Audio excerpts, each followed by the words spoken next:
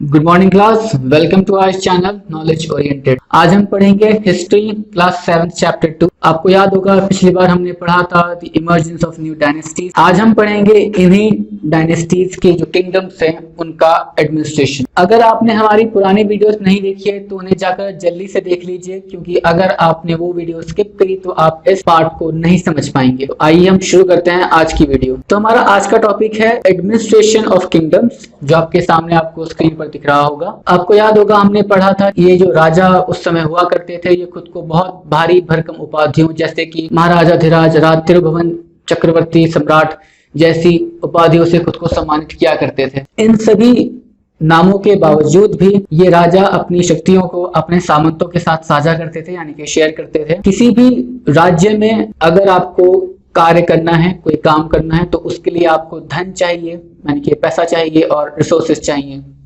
ये रिसोर्सेस और ये पैसा उस राज्य के लोगों के द्वारा किसी राजा को प्राप्त होता है। पुराने समय में भी ऐसा ही होता था। किसी राज्य के कैटल क्रीपर्स या पीजेंट्स, इनको आप किसान या भेड़ बकरी पालने वाले कहते हैं, ऐसे ही लोग राजा को कर दिया करते थे।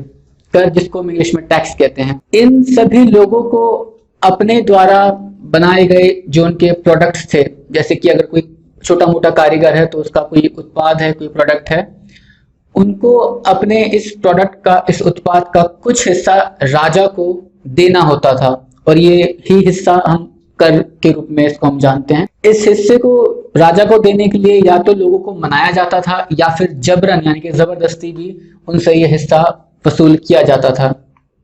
लोगों को जिस जमीन पर वो रह रहे हैं उस पर रहने के लिए भी रेंट देना पड़ता था, क्योंकि वो जमीन राजा की मानी जाती थी। तो क्लास, आपको आपके सामने स्क्रीन पर एक बॉक्स दिख रहा होगा। आपको पता है कि पुराने समय में तमिलनाडु में चोला राजवंशों का शासन था। आपने छठी कक्षा में पढ़ा होगा इंस्क्रिप्शंस के बारे में। तमिलनाडु में मिली कुछ इंस्क्रिप्शंस जो कि चोला राज्य से संबंधित हैं।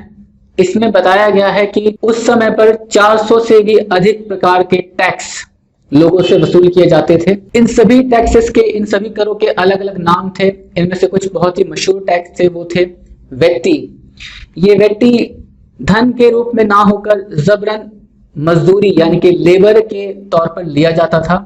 एक अन्य प्रकार का कर, जिसको हम कदमई कर कहते हैं, वो लैंड, यानी कि जो धरती, जमीन जिस पर लोग रह रहे हैं, उस पर लिया जाता था। अन्य प्रकार के करों में घरों की छत पर, क्योंकि आप जानते हैं कि पुराने समय में घर लकड़ी या घास फूस के बने होते थे, घर की छत पर घास से छत डालने के लिए भी कर लिया जाता था।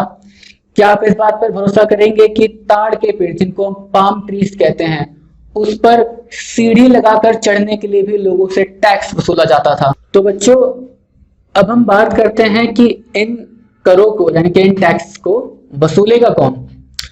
आपको याद होगा कि हमने पढ़ा था सामंतों के बारे में।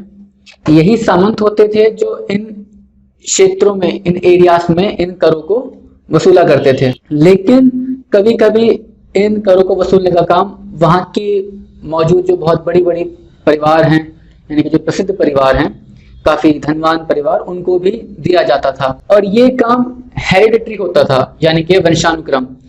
अगर एक सामंत है जो कर वसूल रहा है बहुत सालों से, तो आने वाले समय में उसी की संतान या उसके जो बच्चे हैं वो उस कर को वसूलेंगे।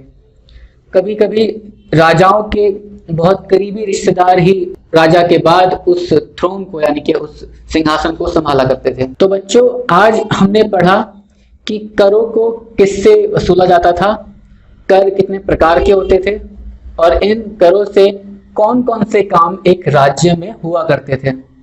अब अगली कक्षा में हम पढ़ेंगे प्रशस्तियों के बारे में। अगर आपको ये वीडियो पसंद आई हो तो इसे लाइक कीजिएगा और कमेंट करके जरूर बताएं कि आपको ये वीडियो कैसी लगी है। अगर आपने अभी तक हमारे चैनल को सब्सक्राइब नहीं किया है तो इसे जल्दी से सब्सक्राइब कर लीजिए। मिलते हैं आपसे अपनी अगली वीडियो में।